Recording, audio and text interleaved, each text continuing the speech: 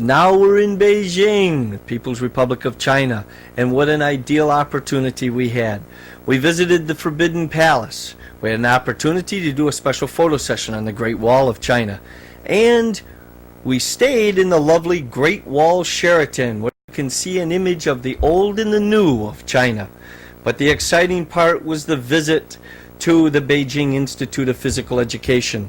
And this here, as you will see in just a moment, is just one of the many buildings for this college. Let's go to some of the action and excitement of the martial artists studying here.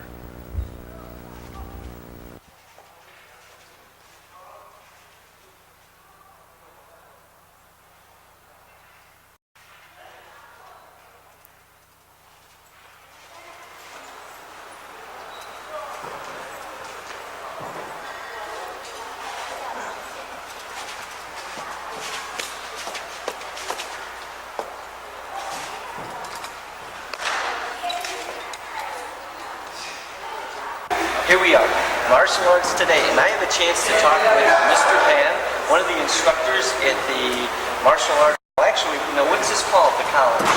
Beijing Institute of Physical Education.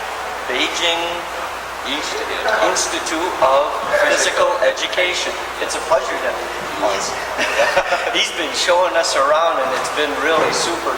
How long have you been here? It's about 6 years. About 6 years now.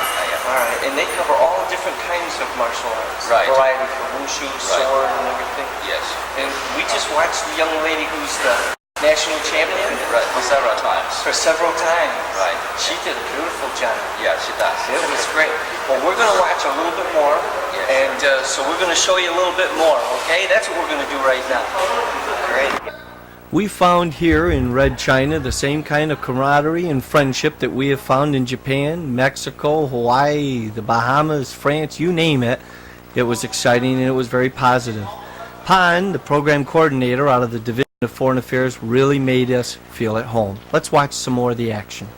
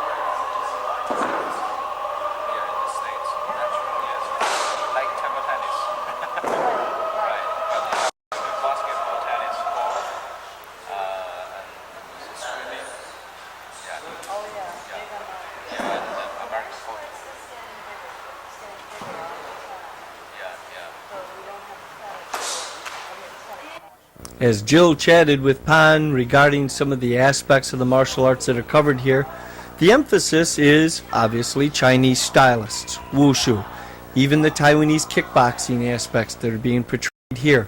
One other thing I'd like to point out, as you watch them spar, they wore no protective gear, hand gear, forearms, shin pads. They literally walked away with a lot of bruises, and they trained every day. Again, they're receiving a degree at this college in the martial arts. Just recently, they've been indoctrinating some of the skills of the Japanese stylists, the Korean stylists, the American stylists. Although it is primarily wushu, you will now start to see in the Beijing Institute of Martial Arts Training other areas of martial arts touched on and covered. The names were spelled alphabetically as far as spelling by Pan for us, so we'd have them correct. A copy of this tape is being given to the Institute and will be kept on file for their use and their review. Therefore, I'm not going to take an opportunity to try to pronounce some of their names because I really don't want to do it wrong. But the first young lady you did see, I had a chance to talk with, and that was He Ying, and she's been the national champion for the last 2 years. Let's take a moment now and watch some of the training that takes place at this college in Red China.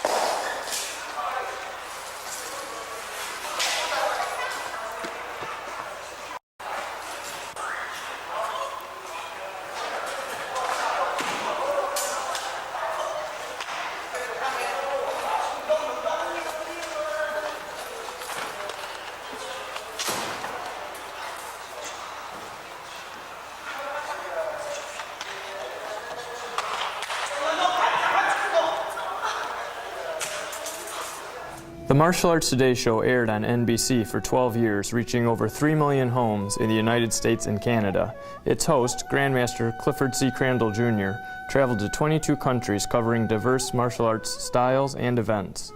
Grandmaster Crandall is the founder of the American Martial Arts Institute and American Eagle Style. He has made numerous contributions to the field of martial arts, producing instructional videos, books, including the American Eagle Style textbook and the American Eagle Style self-defense DVD. These resources share the American Eagle Style with the world and help its instructors teach its students. In addition to traveling around the world as host of the Martial Arts Today show, Grandmaster Crandall has led several martial arts teams on international cultural exchange tours. In 1994, he coached and led the first American martial arts team to perform by government invitation for the People's Republic of China. The team carried letters from President Clinton, Vice President Gore, and numerous senators and congressmen. The presidential letter was read before each performance. A 30-minute documentary was produced to chronicle the trip and its historic significance. He led similar trips to Russia, Japan, Australia, Italy, and the Caribbean. Grandmaster Crandall has appeared in many martial arts magazines promoting safety and awareness for people of all ages and abilities. He has promoted child safety internationally, is the Central New York spokesperson for McDonald's Corporation, and set a Guinness Book World Record for breaking boards while skydiving as a publicity effort for the need for child safety education. Grandmaster Crandall is also the headmaster of Takenouchi Hanganru Matsuno Crandall, a 300-year-old Iaido style.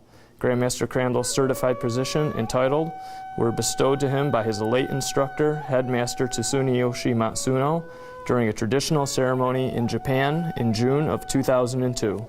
Grandmaster Crandall has documented these styles in both textbook and DVD format. Prior to becoming a full-time professional martial artist, Grandmaster Crandall was a superintendent of schools, a high school principal, an elementary school principal, and a classroom teacher in the state of New York. To learn more about Grandmaster Crandall and the American Martial Arts Institute, visit www.amai-eaglestyle.com.